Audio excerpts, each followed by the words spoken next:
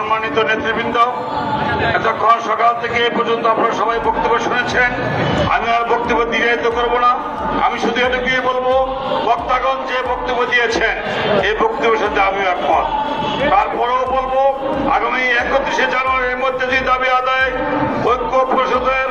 নির্ধারিত এই দাবি মানা না হয়, দাবি আদায় ঐক্য পরিষদের পক্ষ থেকে যে কর্মসূচি ঘোষণা করা হবে, আজ যেভাবে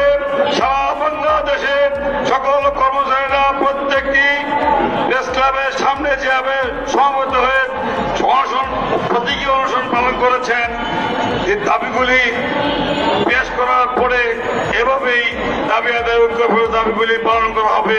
এবং দাবি আদায় ঐক্য পক্ষ থেকে যে দাবি পেশ করা হবে এই দাবিগুলিকে নির্ধারিত সময়ের মধ্যে পালন করার জন্য সকল কর্মচারী ভাই বোনদের প্রতি আহ্বান জানিয়ে